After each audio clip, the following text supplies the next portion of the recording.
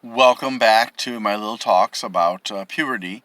And in this conversation, we are going to be talking about how your body changes.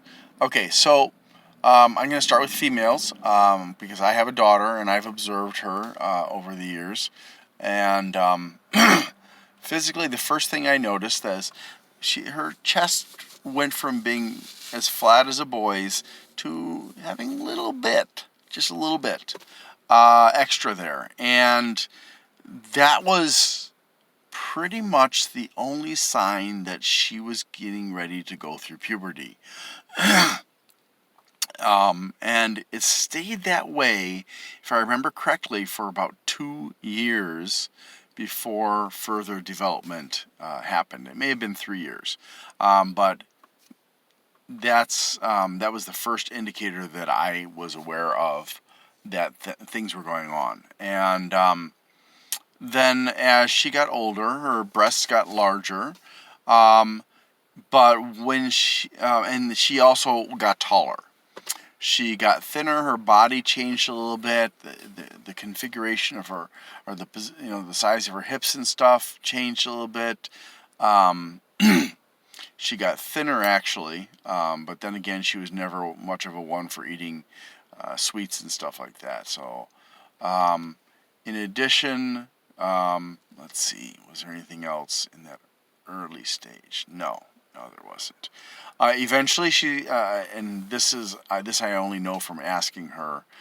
She started to develop hair in her crotch between her legs, and under her arms, which I could see, and her,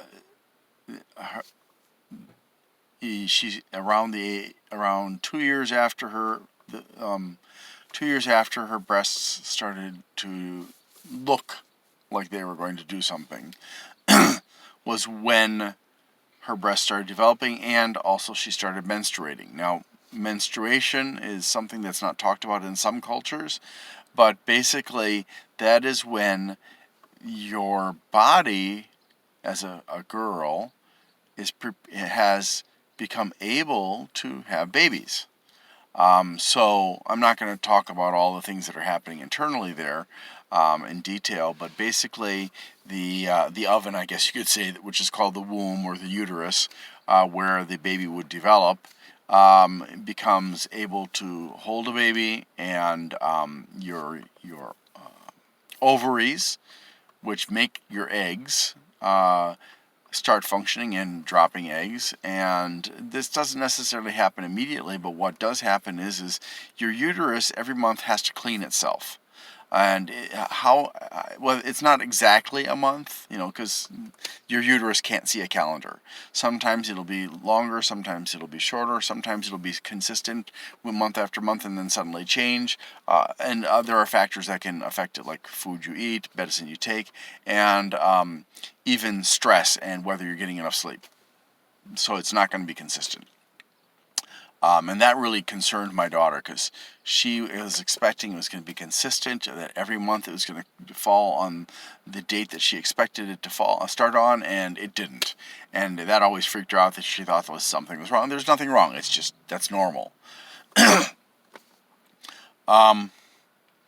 So what happens when the uterus cleans itself is it releases the cells on the inside of the uterus, and those come out with blood, and so we call that the period, or time of month, or TOM, and there are other words that we use that are available for menstruation, but yeah, so basically that happens, and before you start menstruating, for a couple days, you're going to feel really grumpy. You're going to feel some pain, and how much discomfort and pain you're going to feel varies from woman to woman. It varies from one menstruation to the next, based on a lot of different factors.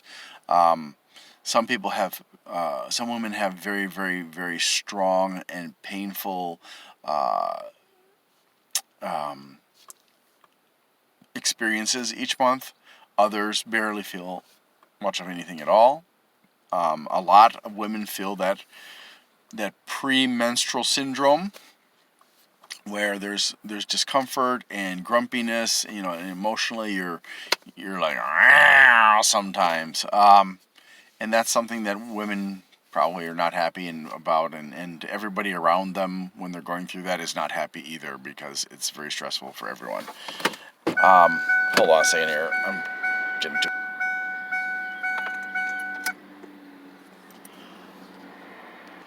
Hopefully, no fire engines are going to be coming out of the firehouse across the street from where I am right now.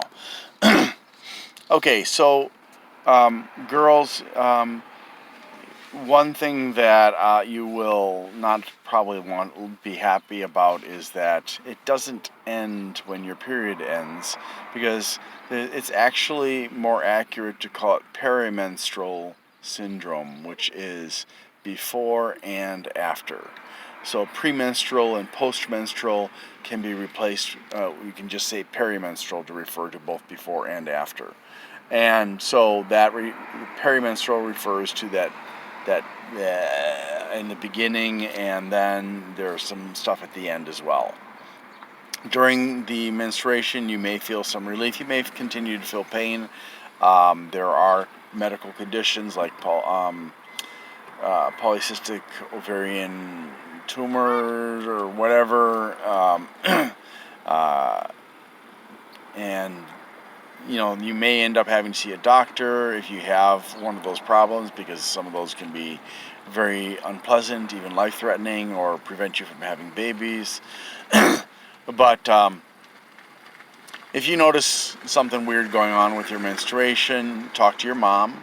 If your mom doesn't want to talk about it or doesn't know, you can try contacting a hotline that is specific for that. Like in America, there's a charitable service provided. If you call 411, they can certainly refer you to somebody in your area who you can talk to on the phone for free to get answers to your questions. You talk to your health education teacher, your family doctor. Not all women understand periods, so you may not always get the right answers. And that's the time when women will use tampons, which are not recommended because they can lead to getting, what's called sepsis, which is basically an unsanitary condition inside of your vagina. And most women will use either cups, which catch they're up inside against the opening of the uterus called the cervix, and they catch the blood that's coming out, or that you'll use pads. And usually women who use cups will use pads too, depending on how much blood comes out. And it's not going to be blood like when you cut yourself. It's going to be kind of clumpy. And in some cases, it'll be very clumpy. Now, one of the things that I didn't know until I found out with my daughter is that when you start menstruating, at that point, you're not going to get much taller than you are, if at all. So, you need to keep that in mind, that you may not reach that goal of whatever it is you were hoping to become in terms of height. All right, so so if you notice anything unusual, like you're having pain in that down there when you're not on your period or anything like that, you should probably contact a doctor. But most women go through this, and it takes usually 5 to 7 days from the start of PMS until you're all done with everything. So it's kind of a lengthy thing, and an uncomfortable thing, and a messy thing. I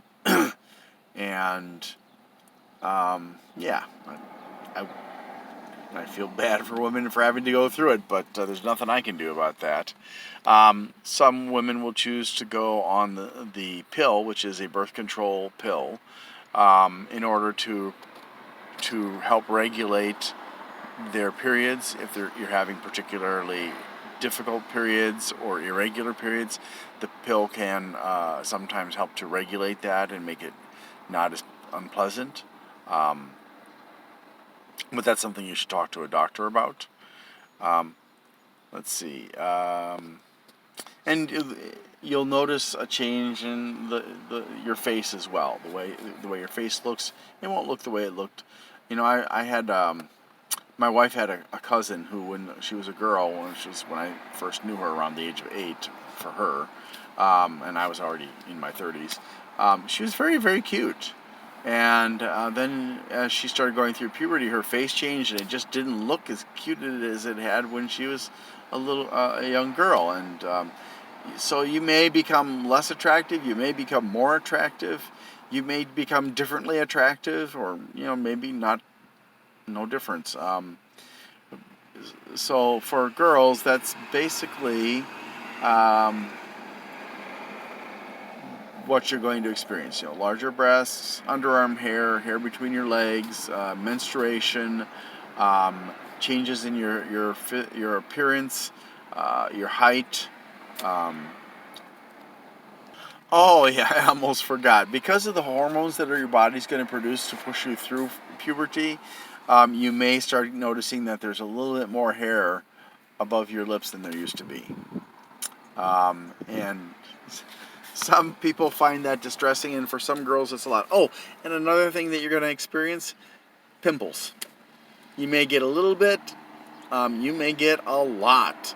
You may get cystic acne, which actually leaves pockmarks on your skin, and some medications will actually cause scarring of your skin. So it's very important to use the right stuff if you feel that you need to do that. I hope that is sufficiently helpful for you, and thank you very much for watching.